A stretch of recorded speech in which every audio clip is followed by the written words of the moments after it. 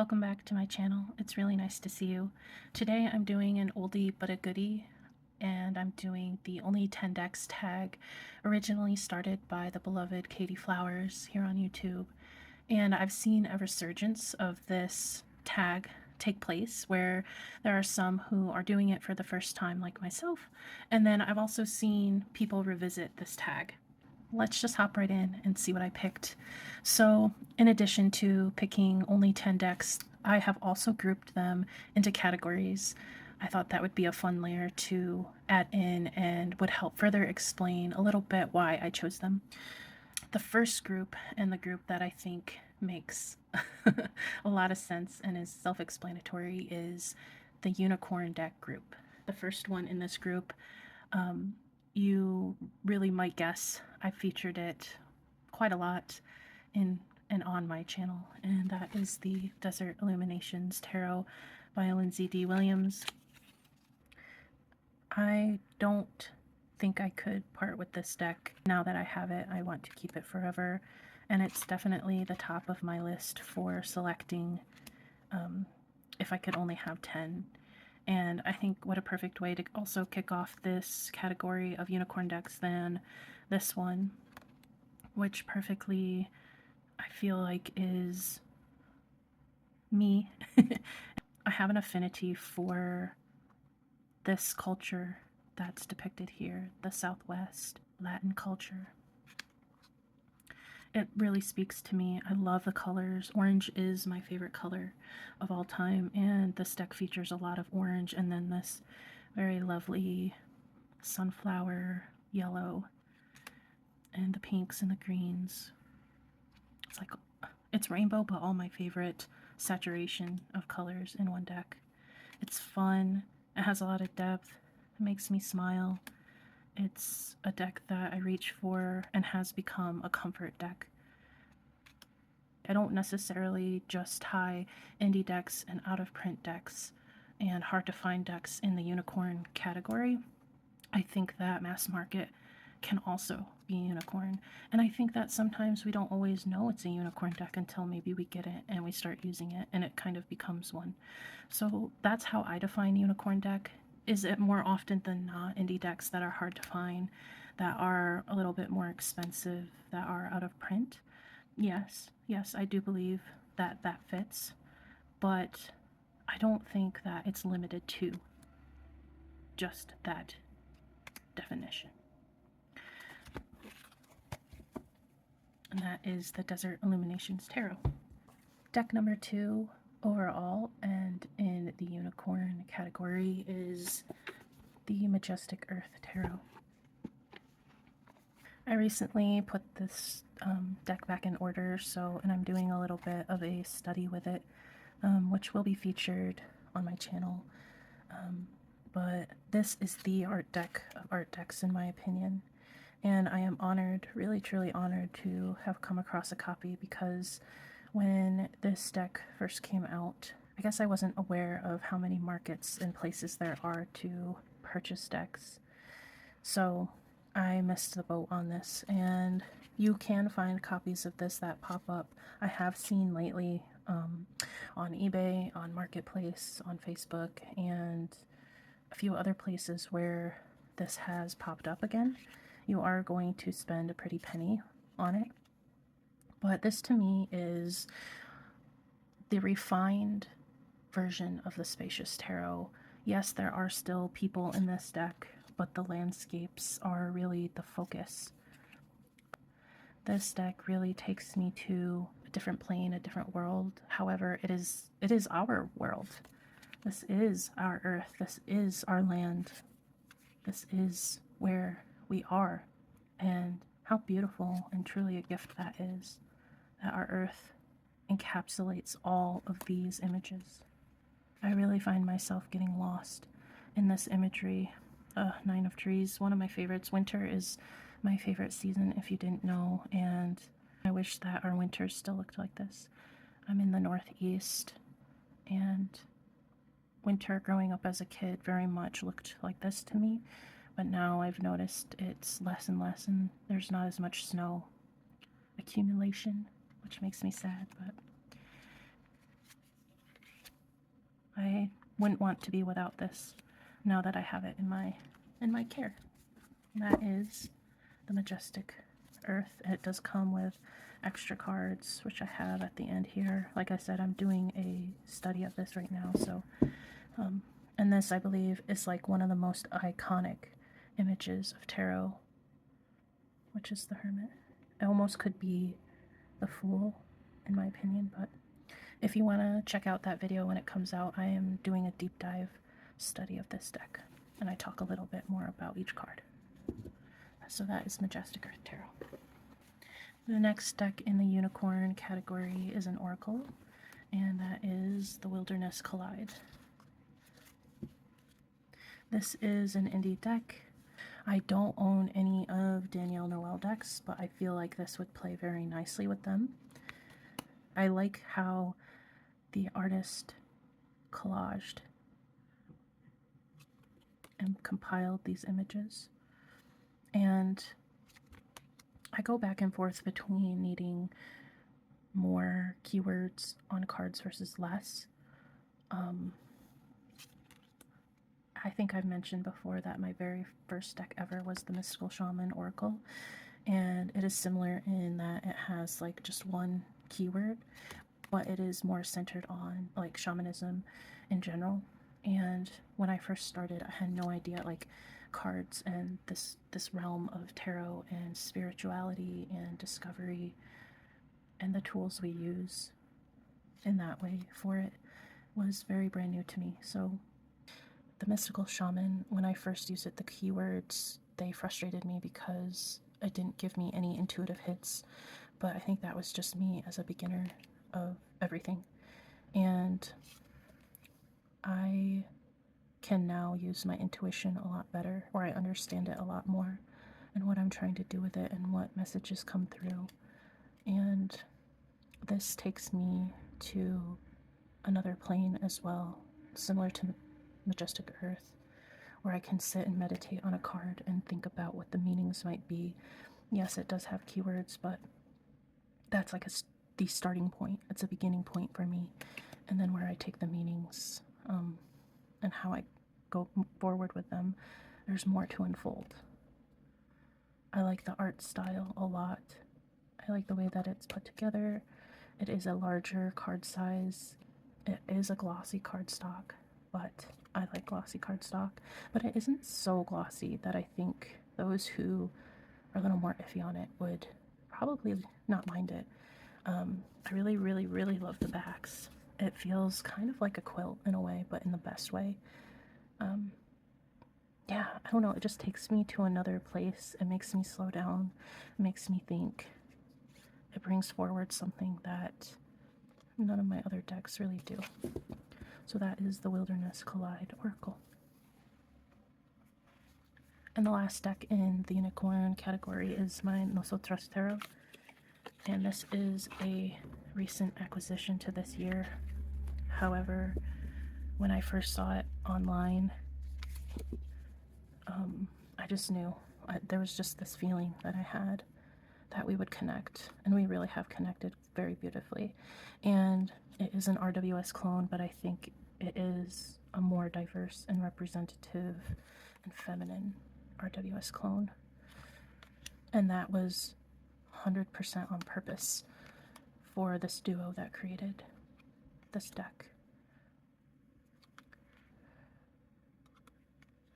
I don't know, I feel a strong bond with this deck, even though I haven't had it the longest. When I first got it, I think 3 or so months ago now at this point, I was using it all the time and every day, and it can be difficult when you have a collection because you want to share the love and use your other decks, but pulling this out now, I'm feeling really called to use it.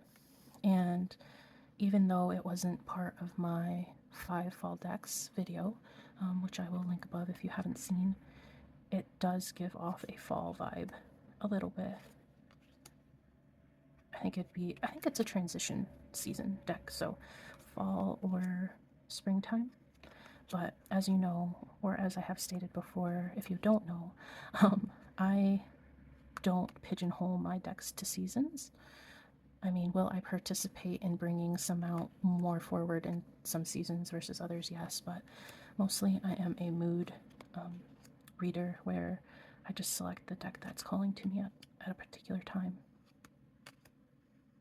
So this wraps up the first category of unicorn decks, and that's the Nosotros Tarot, and that was deck number 4 in my only 10 decks. The next category is we just get each other decks. So decks that I feel one another understands each other very beautifully, like right out of the box. And the first one is my Earth Magic Oracle cards. I have had these cards for a long time, towards the beginning of my practice, and I use them for everything because they understand me the most, I would say. And it delivers the messages in a gentle way, but a very truthful and honest way, where I feel like it's not going to sugarcoat things for me, but it's going to deliver the message in a way that doesn't destroy me. It's going to encourage me and support me. And this deck literally goes with everything that I have or have owned in the past. And even if not by or through the artwork, but the messaging. The guidebook is where this deck shines, in my opinion. I wish Stephen D. Farmer would make more decks. I know he has an animal related deck and maybe another one. And I think they are all Oracle that he has created, but I would love more decks from Stephen D. Farmer because his writing is gorgeous.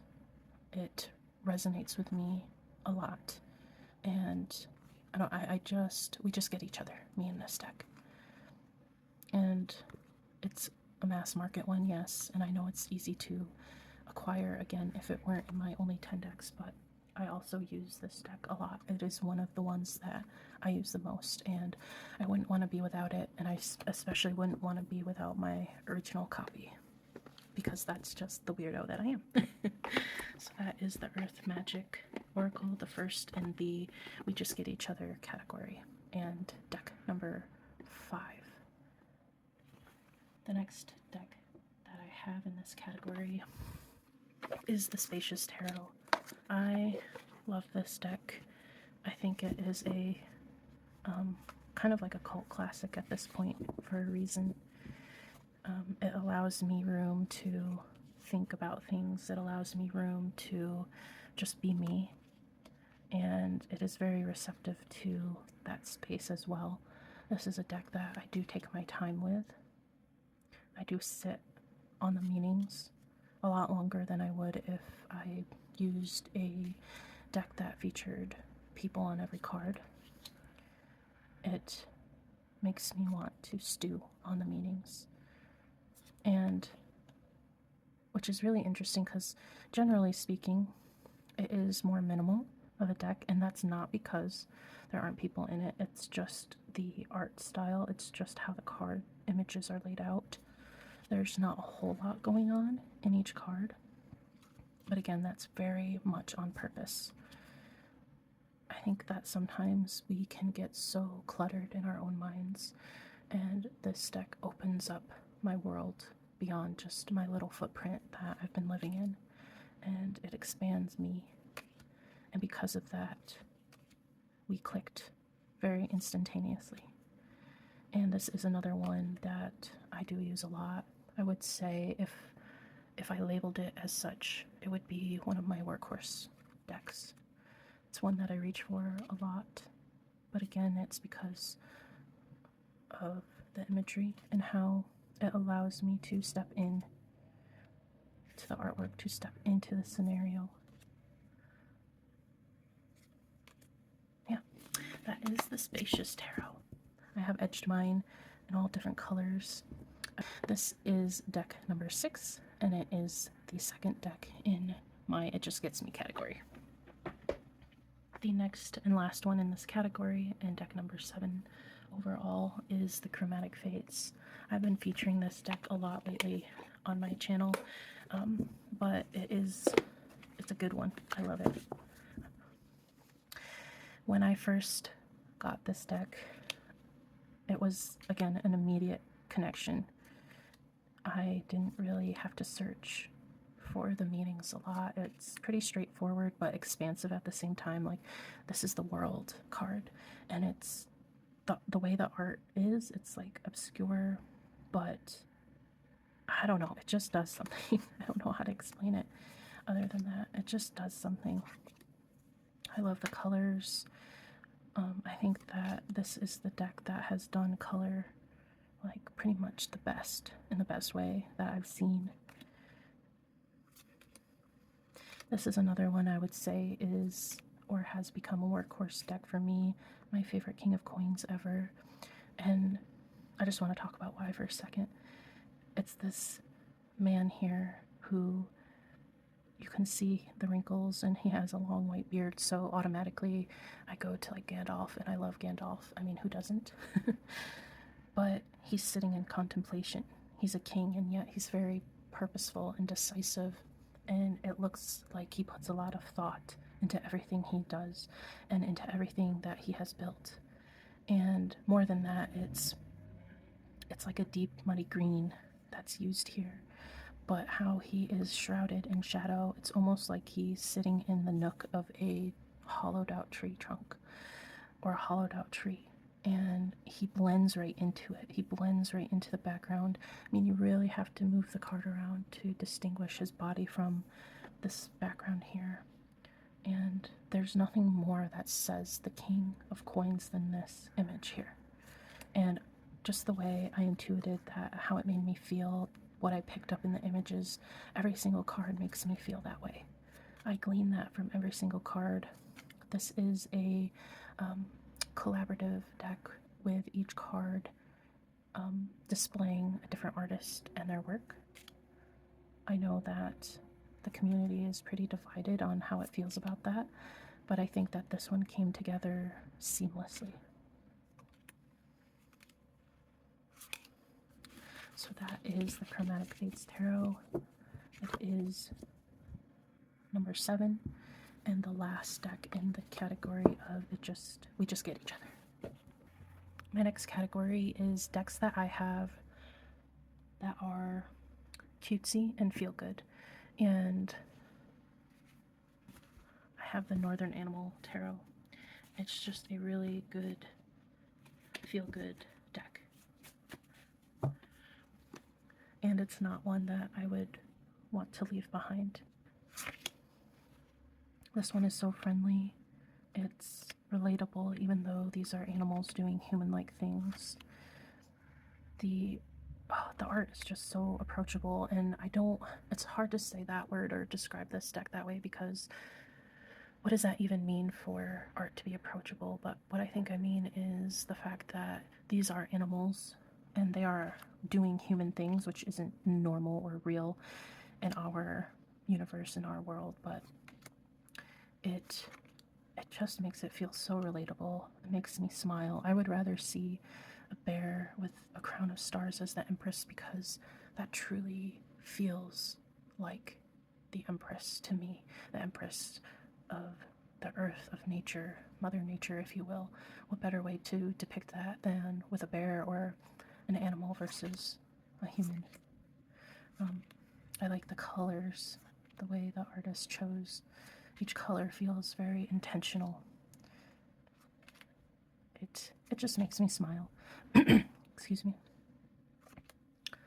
I mean, look at a fox. He has his coat on and his scarf. He's just wandering about the woods. He's on his journey. He's taking the steps. He looks happy. I don't know. I just love this deck. So that is the first one in the category of cutesy and or feel good, and deck number 8 overall here. The next deck in this category, and the last one, will not come as a surprise at all, and that is Tarot Bot. I feel like this is my Racine's from Owl Moon. Hers is Tarot Vampires, and I just feel like this, people are going to be like, oh, there she goes talking about Tarot Bot again. but I couldn't leave this deck behind. No way, no how. You couldn't make me. In fact, I would be so bold to say that this deck is in my top 5 of all time. Of all time. So if that gives you any indication. And it is, again, it could have gone in the we just get each other category, but this deck makes me smile. It makes me feel good. It makes me feel like I'm home. And I think the ironic part is that these quote-unquote cold robots could make me feel like I'm at home, like I belong somewhere, even though they are the farthest away from a human as humanly possible. But I think there's a new movie coming out about a robot. It's an animated film, and how it connects with nature and other things. I wish I could remember the name. I'll put an image up of the movie, but that is exactly what this deck is to me. It's like, just because there's something that is completely the opposite or different from you doesn't mean it can't make you feel things, because I haven't watched that movie yet, but I've seen the trailer and I know it's going to make me cry because it looks so touching and beautiful and exactly why I love stories. But anyway, that is how this deck makes me feel, and I wouldn't want to be without it. That is Tarot Bot. The final category and the last deck, number 10, are decks that I have repurchased. And if you have repurchased a deck, I feel like it deserves to be in your only 10 decks list, because you not only had it once, but you let it go, or it left your collection however way it did, and then you made a conscious decision to bring it back again. So you made 2 conscious decisions to bring this deck or these decks back into your collection, and I feel that it deserves that spot. So for me, that is the White Newman Tarot, and I had this deck, and I was not certain about it, and I had it in purgatory for a long time, and then I ended up destashing or rehoming it, and I had regrets because while this deck was in purgatory, which it was there for quite a while, I was back and forth about it. I thought about it all the time, and that should have been a sign to me that I should not get rid of it. I just wasn't sure what the purpose of this deck was in my collection. I didn't know what it was trying to tell me, but I am, and I have, I believe, described myself this way before on my channel, but a very misplaced Aries. My sun sign is Aries, and I'm very misplaced. I don't feel that matches me whatsoever. There are little bits and pieces, but the way that your sun sign is supposed to relate to you, relate to others in the world, everything about it is just, it doesn't match up to me. But this is a very watery Aries deck to me, and that is what I feel like. I feel like I am a watery Aries, and it like doesn't really make sense, but that's kind of me. There's a lot of energy and a lot of fire in this deck, but then at the same time there are cards that are just very emotive and watery and even down to earth. I do feel like overall in general this deck does depict and display each element very well. But this Hanged Man, he's like hanging in the air from the air, but it still feels watery to me. And I like how the cup suit is like, it is in a blue, but it's a very gray blue, kind of a sad blue, I guess. I think that is a hue of blue that you don't typically see a lot for cups. But yeah, so this is my number 10 decks of only 10 decks, and it is the deck that I have repurchased that I thought a lot about, and I gave in and decided to rebuy. This is still in print. It is mass market. It is a liminal 11 deck, and it is a glossy cardstock, but you know, I love that. It smells delicious. And the artist Alba BG, I believe she just did the cover of one of Ethany's books. It's definitely the same art. So that is the White Newman Tarot for my number 10 and final spot. And I did debate whether or not I should do honorable mentions. I really wanted to be super strict with myself and just say no, 10, just 10. But there were a few decks on the fringes here that if I had more bag space, you know, in my questing bag, in my WoW bag, and in my DayZ bag, I hope my boyfriend's proud of me for that. If I had more space or more slots in my bag, I would definitely try to fit these in, and I would consider letting go of other items in my bag to make room for these. So I'm just going to do a lightning round here of honorable mentions, and I'm just going to pull all of them out. The first one is the Death Doula Oracle. There's nothing else like this deck. I couldn't take out one of the other oracles for this one, but if I didn't have this, I would be very, very sad. And I would be missing a part of my practice that is important to me and that I like to explore. I think that a lot of people can agree that this deck does what it does very well, and it's kind of in its own, in my opinion, category. I don't think that there's truly anything like it. And the art, people are so creative. I just cannot. They're so creative. So this is an honorable mention. Me and the Morgan Greer, I fell in love with the Morgan Greer like instantly when I first learned about it. In fact, I kind of wish that this was my first RWS, because we just click and it would go in that we just get each other category. It is a deck that I've had for a long time. I love the colors. I love the closeness of the figures. I love the 70s and 80s style. I feel like I also am misplaced in the at the eras. I feel like I would have been better suited during like the 70s or the 80s, between the 60s and the 80s, like growing up in that timeline. I'm speaking about it like it was so long ago, and I know there are a lot of like memes out there now that are kind of proving that yes, it's actually kind of a long time ago now, but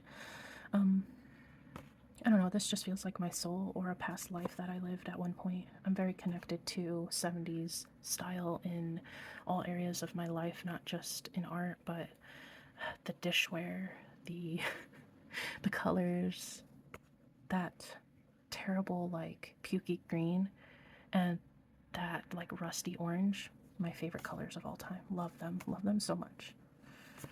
So this is an honorable mention. Then I want to talk about the Black Lily Tarot.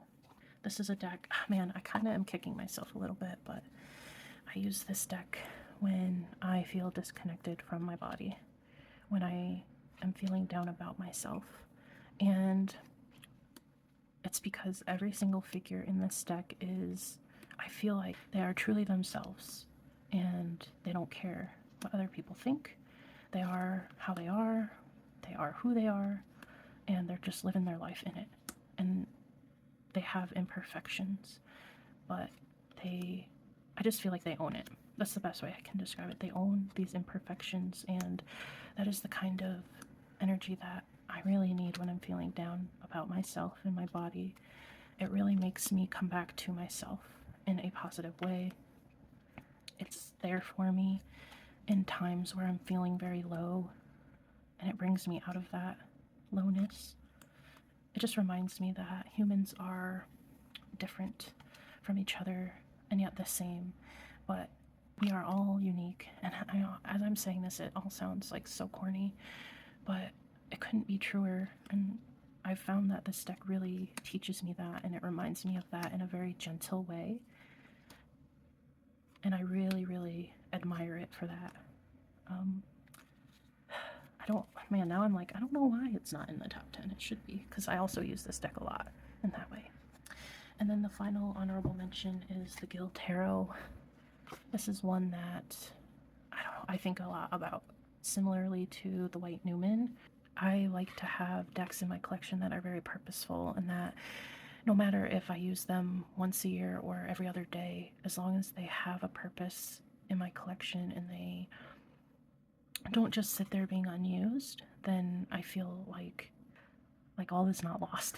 The Guild Tarot is one that I thought about constantly when it was in purgatory, and I brought it out and I put it back in, and I brought it out, put it back, like back and forth and back and forth. But honestly, every time it sat in purgatory, I kept thinking about it, and I think I'm giving myself some grace in that I have this deck.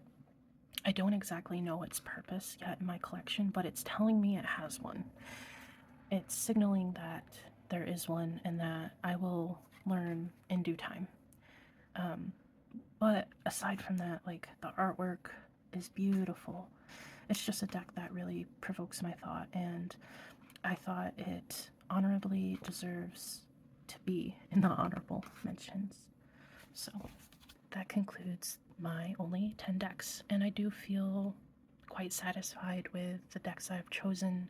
That isn't to say that I didn't leave out some very fantastic decks in my collection that I would be sad not to have, but at the core of my practice, I feel comfortable that these 10 decks are all I would need at the end of the day. As much as I don't want to admit or say that, because part of having a deck collection is having a collection. I hope you enjoyed spending some time with me today, walking through a very tough task of picking only 10 decks. I would really like it if you subscribed, gave this video a like, you stayed a while. I am really enjoying making content, and I hope that you are enjoying watching it. And until next time, see you around.